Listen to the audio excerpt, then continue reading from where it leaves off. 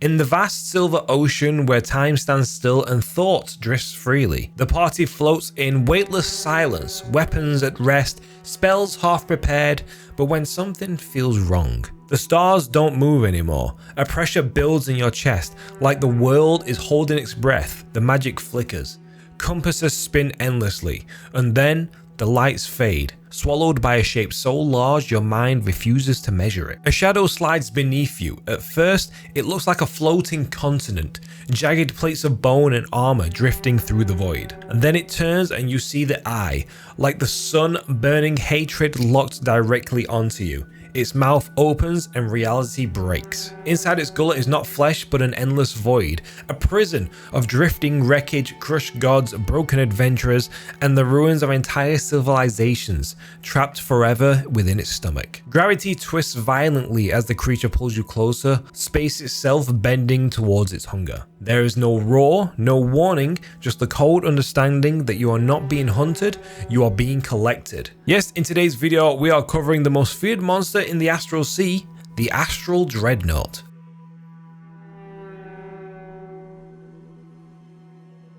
Hello and welcome to Dungeon Deep Dive, where we talk about all things D&D monsters, from monsters and their lore to their publication history, how they originated, and where you can use them in your D&D games. The Astral Dreadnought has one purpose and one purpose only, and that is to keep gods who deem themselves too mighty in their place. Astral Dreadnoughts are massive creatures with a large singular eye above a large mouth filled with razor-sharp teeth. They have two long appendages for arms that come to huge crab-like pincers, which are lined with sharp serrated edges. Their body is protected with a layer of extremely strong armor plating with huge spikes protruding down the spine and their lower body tapering off into a long serpent-like body. There are legends that say that when in the Astral Sea, the lower half of the Astral Dreadnought trails off into infinity. There is info out there that the Astral Dreadnoughts were originally created by Thurasdune, the chained god who sought to destroy all that ever was or is. Thurasdune created them with the sole objective of hunting down travelers who were searching for portals to the outer planes. This happened with the hope of scaring travelers in the astral plane from discovering the secrets to godhood. When it comes to the food for the Dreadnought, they feed upon astral projections of travelers. Unless provoked, they show little interest to individuals physically in the astral plane. Dreadnoughts do not reproduce, so the population of Dreadnoughts will not increase, so actually seeing an Astral Dreadnought can be very rare. So rare in fact that some people believe that there is only one singular Dreadnought to ever exist at one time. But when it does happen, you better be ready to run. Strangely enough, inside the Astral Dreadnought, there isn't a digestive system.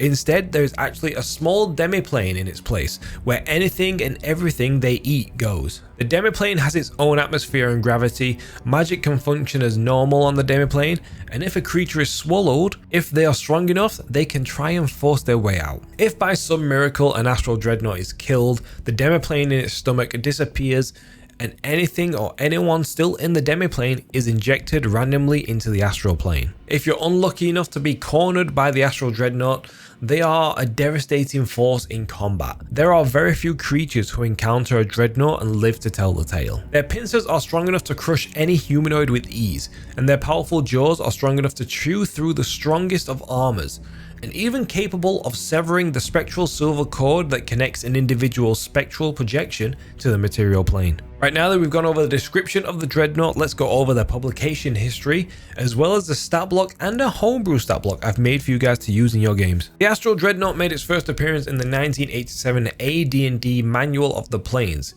which lovely enough is actually the monster on the cover of the book. In this book, the Astral Dreadnought is actually called the Ethereal Dreadnought.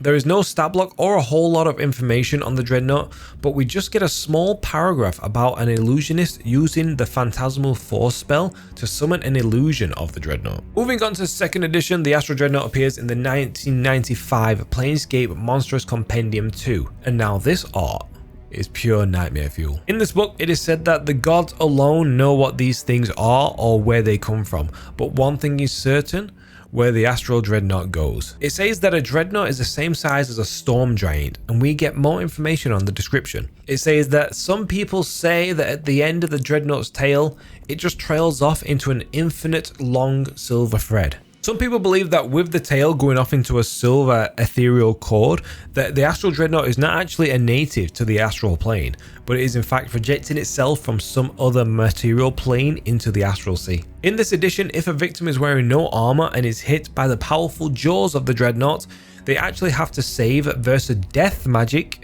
or lose a random limb. The singular scary looking eye in the Dreadnought's head has an ability to cast an anti-magic cone, where while in the cone, no magic spells or magical items will have any effect. Also, to top it off, any creatures caught in the gaze has to make a saving throw or become riddled with fear. And it turns out that the eye actually has its own AC in this edition. The eye has a -8 AC, which I think is around 23 AC in 5e. I may be wrong. I may be completely way off with that, but that's what I could try and figure out. But if you're lucky enough to hit the ocular socket, then it only takes 10 hit points of damage to destroy the eye. And once this does happen, the Dreadnought would then go from fight mode to flight mode and flee the battle. Moving on to 3rd edition, we get the Astral Dreadnought in the 2001 Manual of the Planes. The Dreadnought in 3rd edition is classed as a gargantuan outsider and states that it glides silently through the mist of the astral plane, craving the souls of all who wander there. It says that the Astral Dreadnought has acute knowledge of how dangerous spellcasters can be,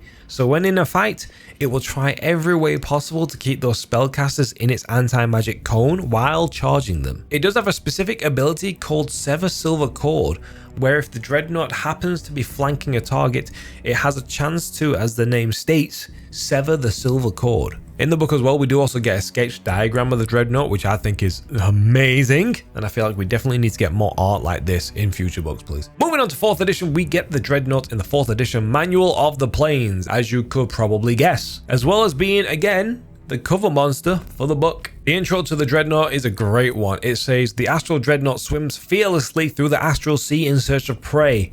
A Dreadnought consumes its quarry alive, attempting to fill the emptiness of its existence with souls of others. To me, that just makes it sound like the Dreadnought is depressed. I kind of feel bad for it. In this book, it is classed as an absolute gargantuan immortal magical beast, and it has 1135 HP, which I find absolutely crazy. It has a really interesting ability called Chained God's Gaze, where it says on a will save fail, the target is dazed, but then on another save fail, the target is then stunned instead of dazed. And then if it fails again after that, the target is stunned and then takes an ongoing 40 psychic damage. It also gets an ability called Orb of Dread, which is essentially the same as the Chained God's Gaze, but for targets that it has swallowed instead of just seen. According to the lore of the Dreadnought in this book, it says that the Astral Dreadnought used to be actual angels of the Chained God, but his never-ending madness corrupted them. It also says that the Dreadnought's star-filled gaze contains a fragment of the Chained God's pure evil. Those who meet the gaze glimpse into utter madness, and the experience can leave a person's mind reeling. Any creature the Astral Dreadnought swallows becomes trapped in a demiplane. Only the death of the Astral Dreadnought can free those it has trapped in this extra dimensional space. And that if you apparently gather enough Astral Dreadnought's eyes, you can use the combined power of them to release the Chained God Tharizdun himself. And finally, we move over to 5th edition, where we get the Astral Dreadnought into 2018 Mordenkainen's Tome of Foes,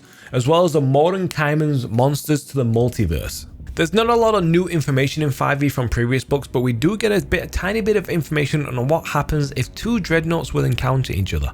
It states that if they would happen to meet, they would often fight, and then the fight could last a long while until one would grow tired of the fight and then begin to just leave. There are also reports of some powerful villains so strong that they have managed to somehow enslave Astral Dreadnoughts and use them for diabolical things. Okay, we've gone over the publication history of the Astral Dreadnought. Now let's go over the 5e stat block, as well as a homebrew variant I've created for you guys to use. The Astral Dreadnought is a gargantuan monstrosity with an AC of 20 and 297 hit points, with a walking speed of 15 feet and a fly speed of 80 feet. It has damage resistances to bludgeoning, piercing, and slashing from non-magical attacks, and condition immunities to being charmed, exhausted, frightened, paralyzed, petrified, poisoned, prone, and stunned. I made that into a song.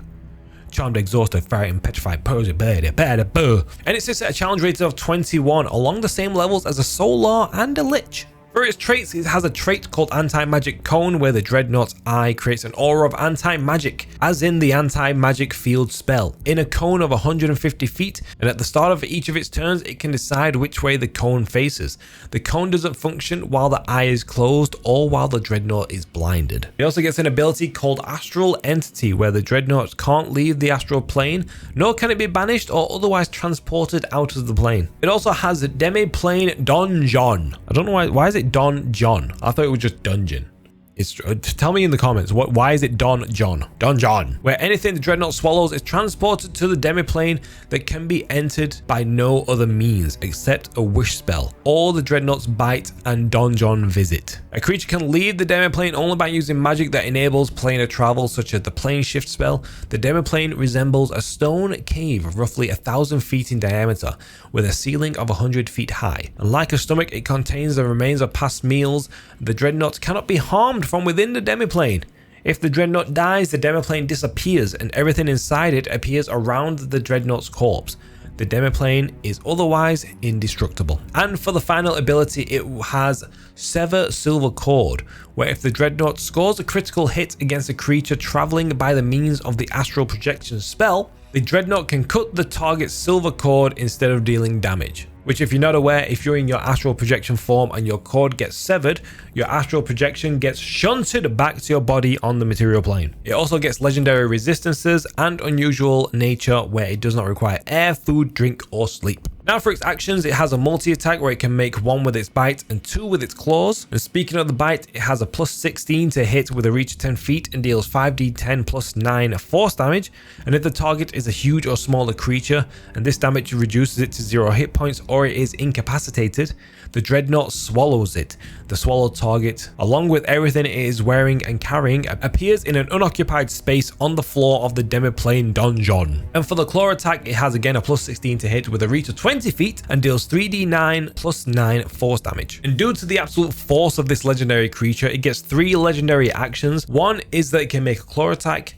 For 2 actions, it has an action called Donjon Visit, where 1 huge or small creature that the Dreadnought can see within 60 feet must succeed on a DC 19 Charisma save or be teleported into an unoccupied space on the floor of the demiplane donjon. At the end of the target's next turn, it will reappear in the space it left or the nearest unoccupied space if the space is occupied. And finally, for 3 actions, it has an ability called Psychic Projection, where each creature within 60 feet of the Dreadnought must make a DC 19 Wisdom save or take 4d10 plus 4 psychic damage on a failed save or half on a success. Now for my favorite part, the homebrew variant. I have an idea of like a lich looking for a powerful little pet or guard dog, and has managed to like anchor a shard of the astral plane with the Astral Dreadnought into its lair, bringing them together and holding it there in place. And obviously, with it being a lich, it turned it undead. The Grave-bound Astral Dreadnought is a gargantuan undead with an AC of 20 and 297 hit points, with the same walking and flying speed as the original. I gave it saving throws in con, dex, and wisdom, as well as damage resistance to cold and bludgeoning, piercing, and slashing damage from non-magical attacks. I also gave it immunity to necrotic and poison, as well as being charmed, exhausted, frightened, paralyzed, petrified, poisoned, prone, or stunned. Even though it is undead, it will still have the anti-magic eye. I picture it as like, if you look at the Death Tyrant, where it's like just a skull with like a glowing red orb in the center of the eye. I kind of imagine it as that, but it's like just a red cone, like anti-magic cone. I also gave it an Aura of Astral Decay ability, where at the start of each creature's turn, within 30 feet of the Dreadnought, the creatures take 2d10 necrotic damage. And if the humanoid dies in the aura, the soul is torn from the body, and it rises at the end of the next turn as an astral husk, which you can just use the Ghost Spectre stat block for that, not the Beholder Spectre, just like the Ghost Spectre. To spice up the donjon in the Dreadnought, I've given it a Lich-bound donjon, where anything the Dreadnought swallows is transported into this dungeon, which is kind of like an extra dimensional prison bound to the Dreadnought's necromantic essence. The dungeon can be entered by no means other than a wish spell or the Dreadnought's bite and Lich-bound donjon ability. A creature can leave the dungeon only by using magic that enables planar travel, such as the plane shift spell, and the dungeon resembles a vast ruined caved necropolis of black stone corridors and iron cells, roughly 1,000 feet in diameter, with ceilings 100 feet high. The walls are etched with necromantic necromantic sigils, and the remains of past prisoners' bones, broken gear, and drifting souls are scattered throughout. The Dreadnought cannot be harmed from within the dungeon. If the Dreadnought dies though, the dungeon collapses and everything inside appears in an unoccupied space within 30 feet of the Dreadnought's corpse. The dungeon is otherwise indestructible. And of course, it has the legendary resistances and the unusual nature ability. For the actions, it has a multi-attack where it can make 3 attacks, 2 with its claws and 1 with its bite. The bite and claws are essentially the same as the original Dreadnought's attacks, but instead of doing force damage, they inflict necrotic damage instead. But to really make your players suffer, I've added a recharge ability called Death Pulse Roar, where the Dreadnought emits a soul-rendering roar. Each non-undead creature of its choice within 60 feet must make a DC 21 Constitution save or take 8d10 necrotic damage on a failed save, or half as much on a success. Or the legendary actions, it can do a claw attack for 1 point, it can do a soul drag ability for 2 points, where one creature within 30 feet must succeed on a DC 21 strength save or be pulled 20 feet towards the Dreadnought. Or it could do a corpse detonation action for 3 points, where one astral husk or undead creature within 60 feet explodes. Each creature within 20 feet of it must make a DC 21 dex save or take 6d10 necrotic damage on a fail, or half on a success. These things are terrifying for anyone at any level to encounter and could be a life or death situation for any part in your D&D games. You could have it as a hidden background stalker to your group while they explore the astral sea, only to have it spring out and attack them without them even noticing at the very last second. Or if you want to go the undead route, you could, like I said, have the undead Dreadnought as kind of a guard dog for a very powerful lich, where if the lich knows there is a party coming after them, it could just set it on them as a little surprise. But that is all I have for you guys today on the Astral Dreadnought. I want to thank you all for watching. I hope you found this video helpful, and if there's anything I've missed, I would love to hear about it in the comments below. What monsters do you think I should cover next? Let me know in the comments below, and if I use that monster, I will add your comment into that video. If you've enjoyed the video, drop a like and a cheeky sub if you haven't already. It helps a lot more than you realize. I want to thank you all again for watching, and I will see you all in the next one.